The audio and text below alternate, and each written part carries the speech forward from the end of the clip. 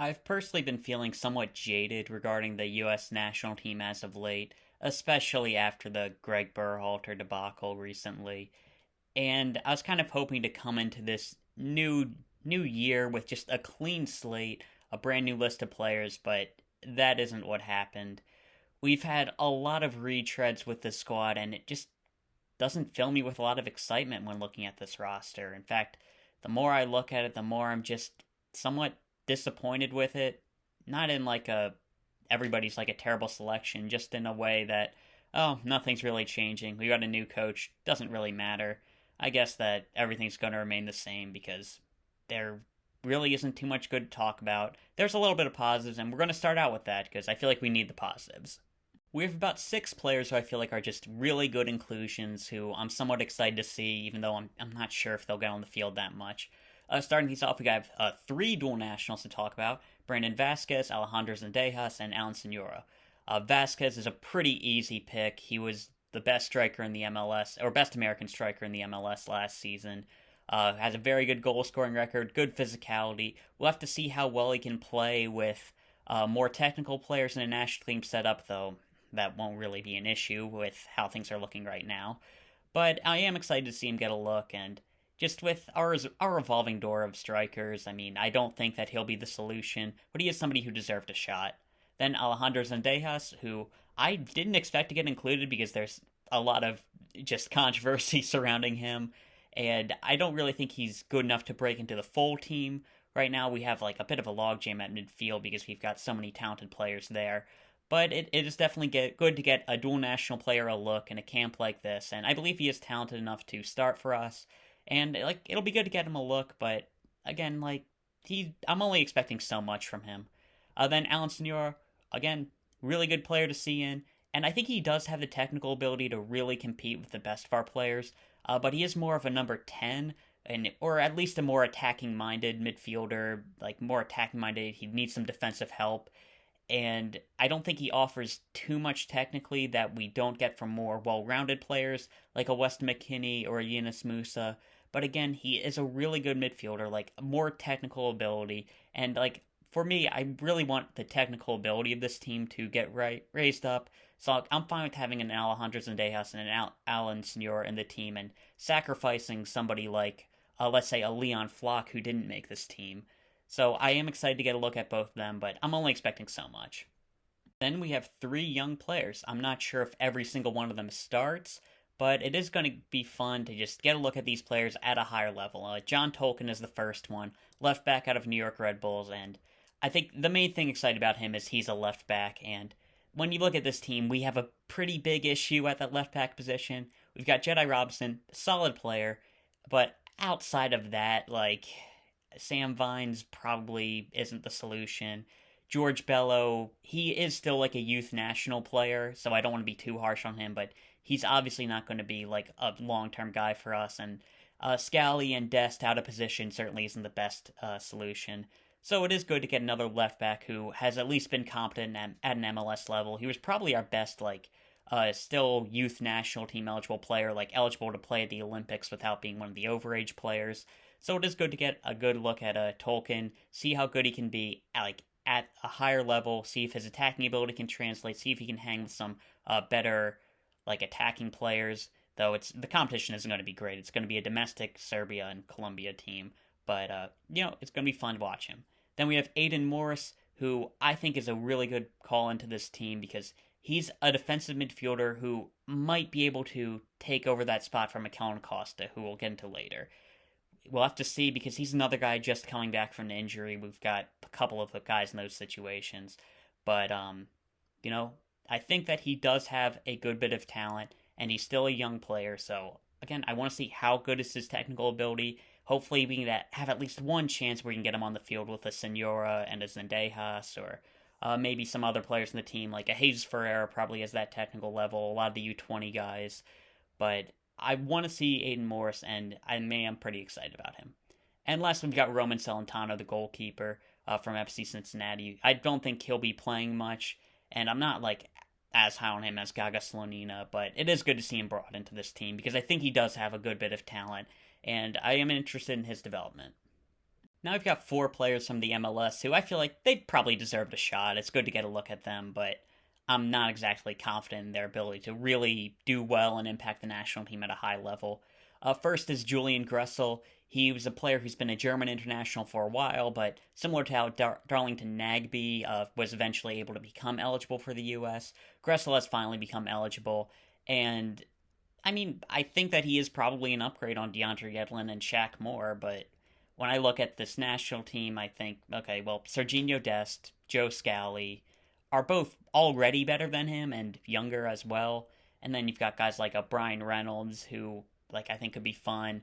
I kind of wanted to see Nathan Harriel in this team, but I'm not sure if he's going to be national team level in the future. So, like, he probably deserved a shot, so it's good to get a look at him in a camp like this where the stakes are low, but I'm not sure how much it'll work out. And similar to that, we have DeJuan Jones, a guy who definitely deserved a chance with the national team. Has deserved it for a long time, in my opinion, but the issue with Jones isn't really him, it's more our player pool, because Jones is a right-footed left back, and because of that, he doesn't provide the width that you'd really like to have by a wingback in a team where we just don't have left-footed attackers, so we rely on Jedi Robinson, because he's our only left back, for width, and we'll get to a guy I'll talk about next, Paxton Pomykal, so we do have a left-footed guy in this camp, so maybe it can work out, but it's just, like, kind of unfortunate for DeJuan Jones, like, his situation. Like, he definitely deserves a shot, he deserves to be here. I'd actually try him out at right back, though.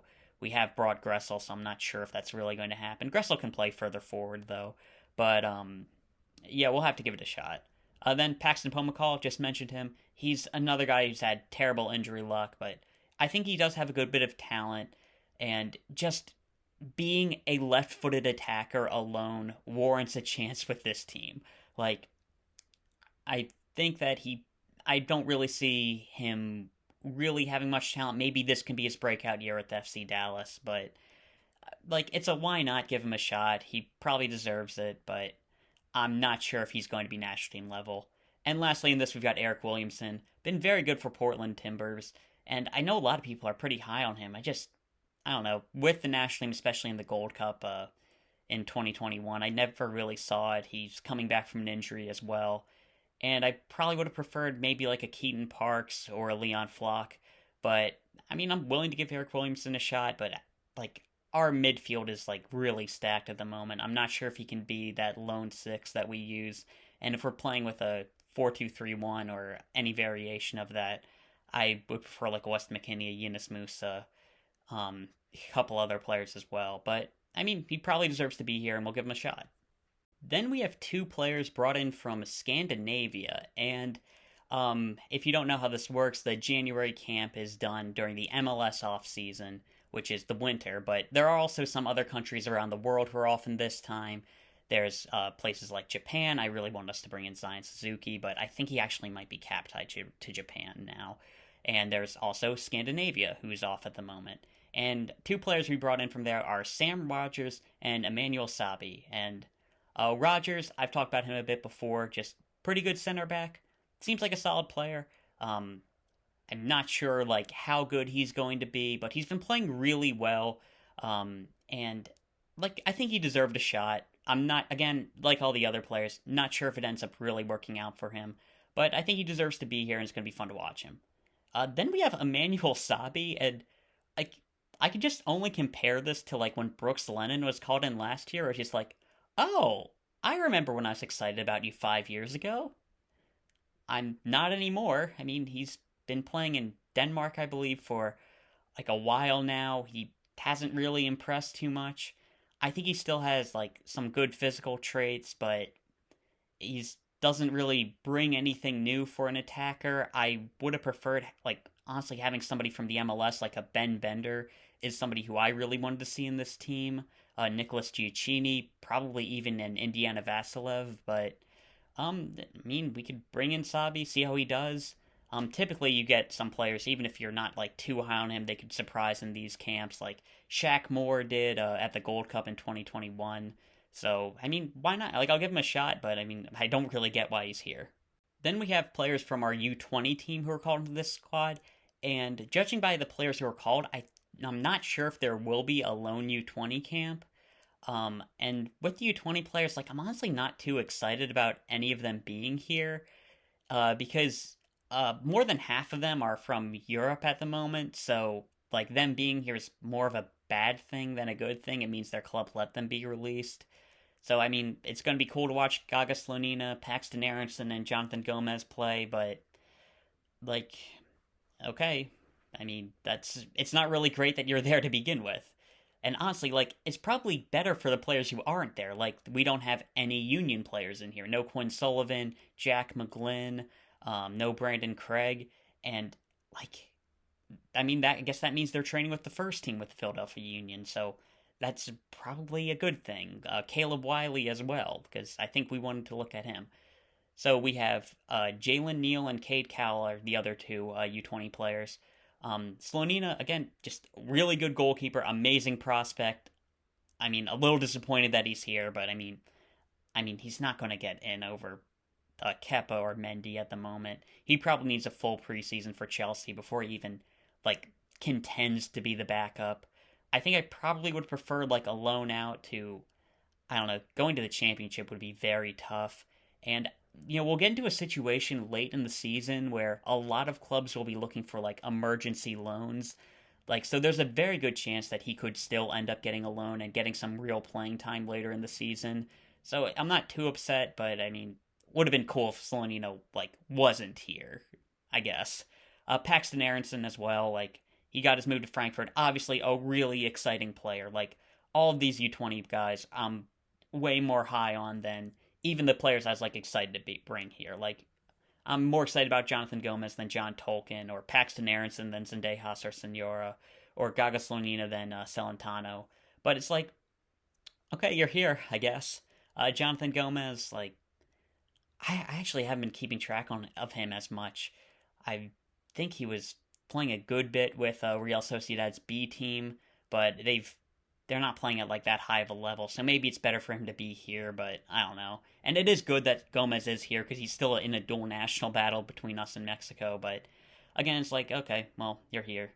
Then we have Jalen, Neal brought in as a center back, and, I mean, it's another thing where it's like, okay, it's kind of bad that LA Galaxy released you for this.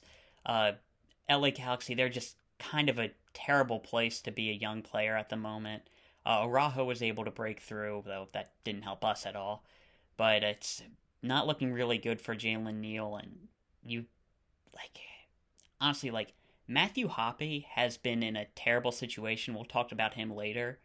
He probably, like, if it was, because he was in LA Galaxy's academy before, I think that he got released, like, he probably made, like, the right choice getting out of there.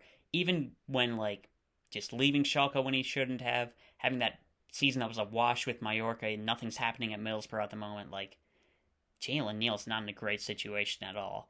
Like, maybe the positive is that we brought in Neal, but we didn't bring in Marcus Furcranis, so maybe we just wanted to get a look at Neal, but I don't know, it's kind of disappointing that he is here.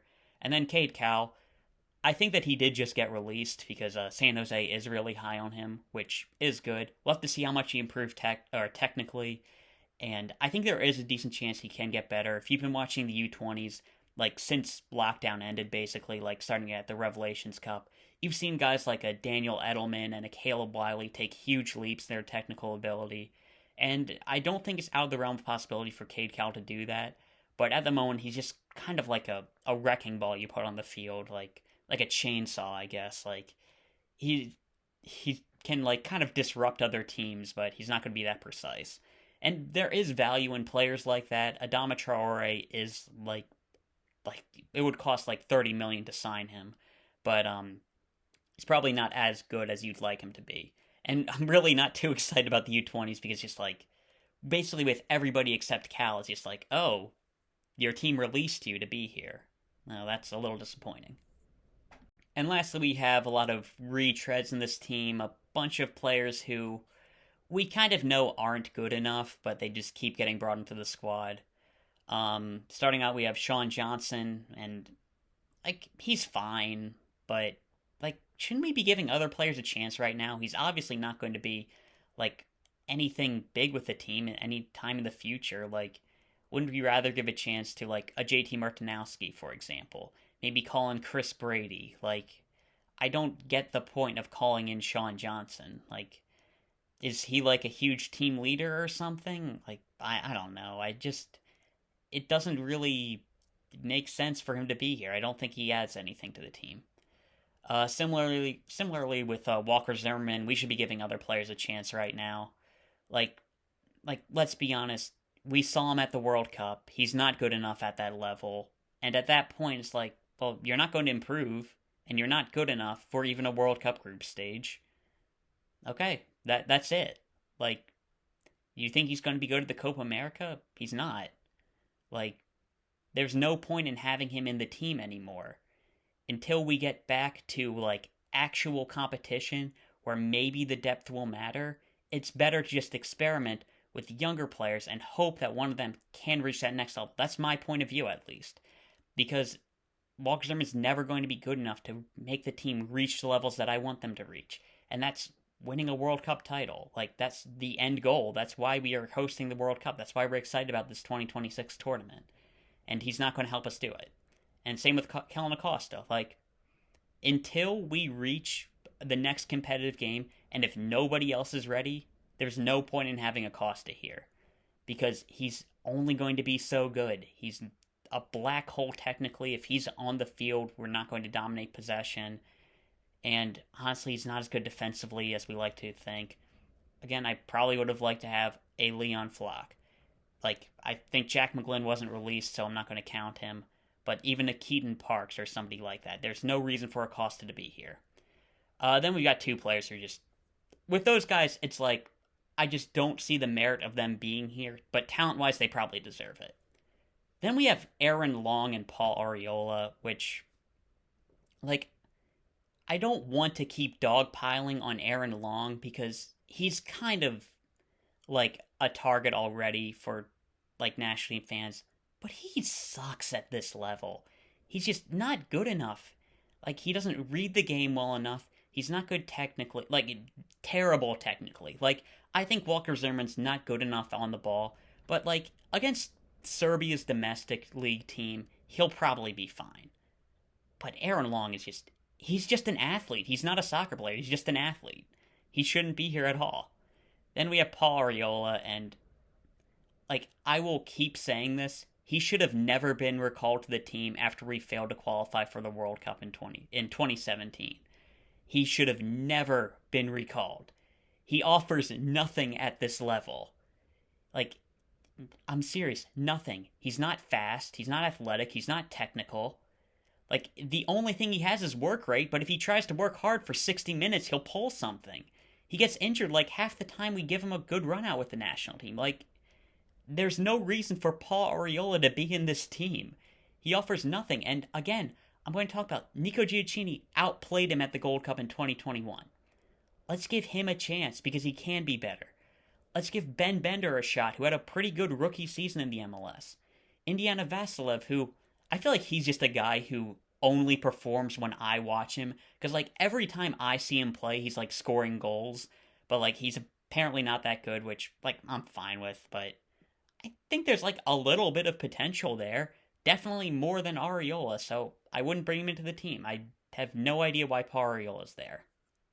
And lastly, we've got two attackers who are probably in the wrong place, and that's probably why I'm not excited about them being here. But I think there is a good bit of talent. I want to end on a positive. We have Jesus Ferreira and Matthew Hoppe.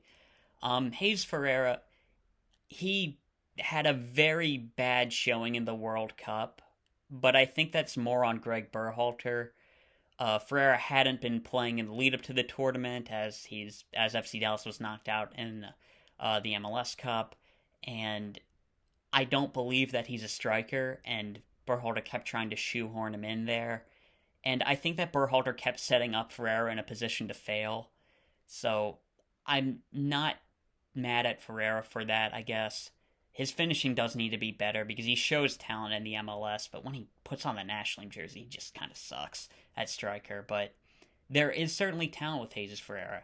And I think that when he moves abroad and when he finally starts playing at like that higher speed of play against more physical opposition, like honestly, maybe even like better goalkeepers, like is that the issue? Because he was struggling on the national team level, or maybe just being on a bigger stage with more pressure.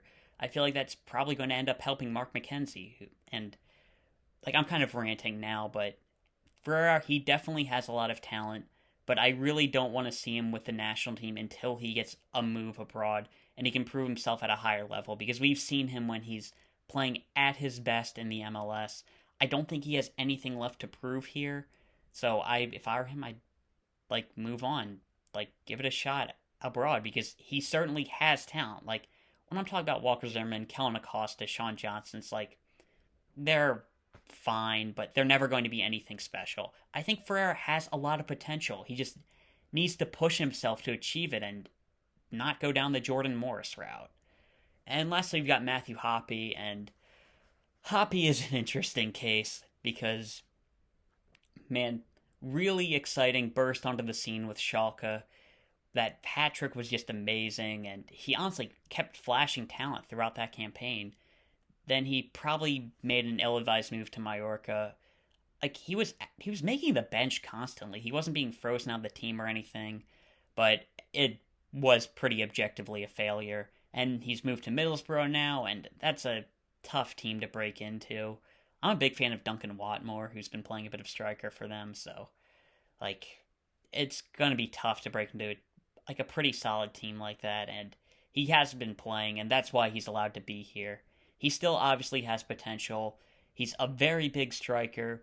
He's got like good technique, very good hold-up play, and I think there is a place for him in the national team, but he needs to find somewhere where he can play consistently. Like even if it's taking a loan to somewhere like Ligue 1 or Ligue 1, not Ligue 1. Well, maybe Ligue 1, who knows. But I'd try to stay somewhere, find a bit of consistency. Like I wouldn't leave Middlesbrough at the moment. Like I think that maybe like a loan, like I was mentioning with Gaga Slonina, to like a lower division English team would really benefit him. Just get his confidence back, start scoring again, and just keep playing. Like maybe this will be a big help for him if we start him 2 games. And I think there is still a lot of potential there with Matthew Hoppe, but he needs to start achieving it. And yeah, that's my thoughts on the entire roster. I have to say there's not really too much to be excited about. I mean, it's good to see the U20 players there a little bit. It's not really good to see them there. But it'll be fun to get a look at Brandon Vazquez and Zendejas, Sonora, see how guys like Tolkin, Morris can do. But, overall, it's just a January camp. We shouldn't be too excited about it. I'm more disappointed that, like, almost everybody from the World Cup is just back right away. I mean, the Seattle guys are missing because they're training for the Club World Cup, I believe. And then Jalen and Moore aren't there. They shouldn't be back. But, again, like, just, not too excited about anything with this team. And hopefully things will get better. Hopefully we'll fire Berhalter. I'm actually not too low on Anthony Hudson. He's done pretty well with national teams in the past, and, like, people are upset at him for losing with Colorado and saying they weren't good enough. It's like, well, they kind of weren't. But, hoping that we can get somebody better. I definitely don't want Hudson to stay with the national team. But, yeah, that's all we have to talk about. I mean, it'll be fun to watch a couple of these guys. Hopefully, Hoppe can really start to show something soon. And, yeah, that's all I'll talk about. See ya.